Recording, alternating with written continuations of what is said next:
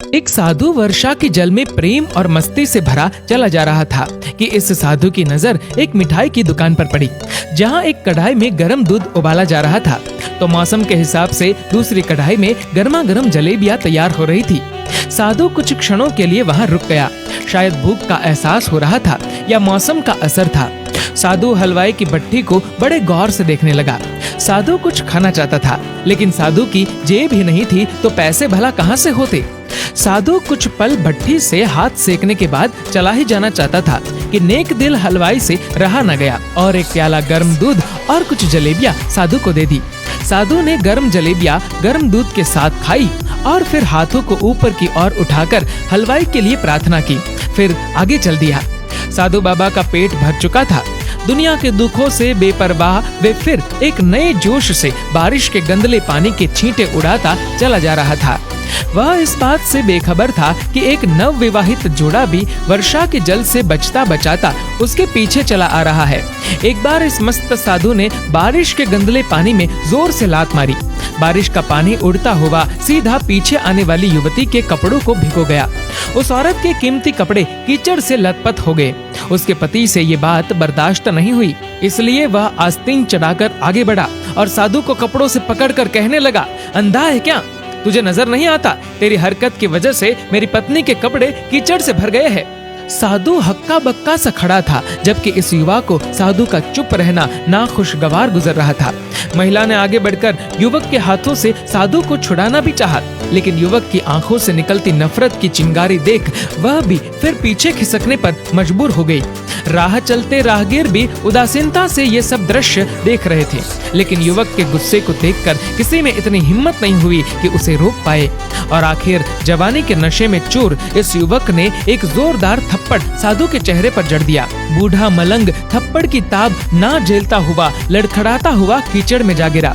युवक ने जब साधु को नीचे गिरता देखा तो मुस्कुराते हुए वहां से चल दिया। बूढ़े साधु ने आकाश की ओर देखा और उसके होठों से निकला, वाह मेरे भगवान, कभी गर्म दूध जलेबियां और कभी गर्म गर्म थप्पड़, लेकिन जो तू चाहे मुझे भी वही पसंद है।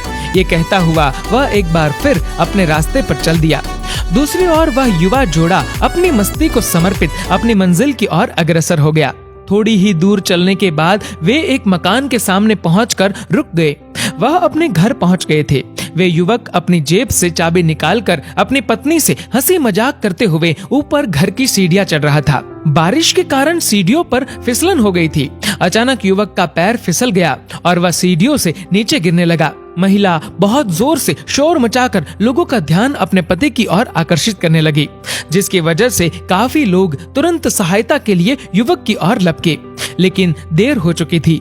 युवक का सर फट गया था और कुछ ही देर में ज्यादा खून बह जाने के कारण इस नौजवान युवक की मौत हो गई।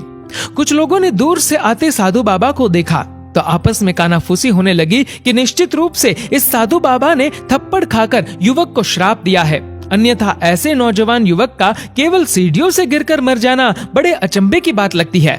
कुछ मनचले युवकों ने ये बात सुनकर साधु बाबा को घेर लिया।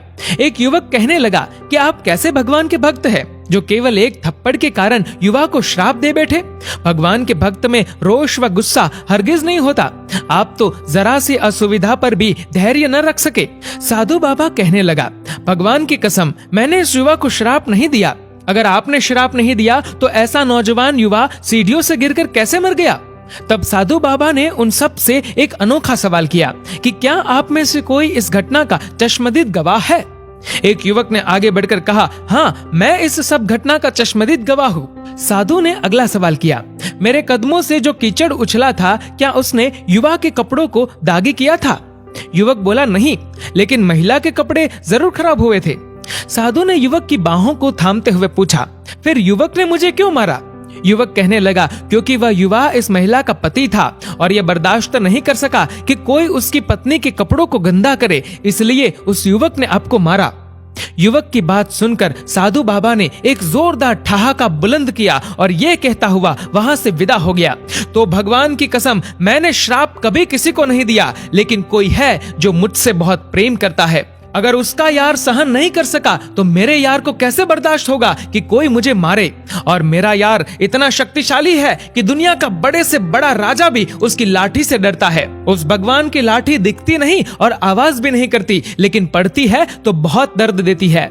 हमारे कर्म ही हमें उसकी लाठी से बचाते हैं, बस कर्म अच्छे होने चाहिए।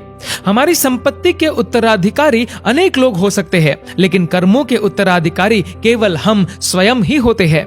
दोस्तों, इस वीडियो को लेकर आपकी क्या राय है नीचे कमेंट करके जरूर बताएगा। और अगर आपको ये वीडियो अच्छा लगा हो तो इस वीडियो को लाइक करेगा, शेयर करेगा ज्यादा से ज्यादा लोगों तक। और ऐसे ही और भी इंस्पिरेशनल वीडियोस के लिए सब्सक्राइब करें हमारे यूट्यूब चैनल को और फेसबुक पर फॉलो करें हमारे पेज को। धन्यवाद।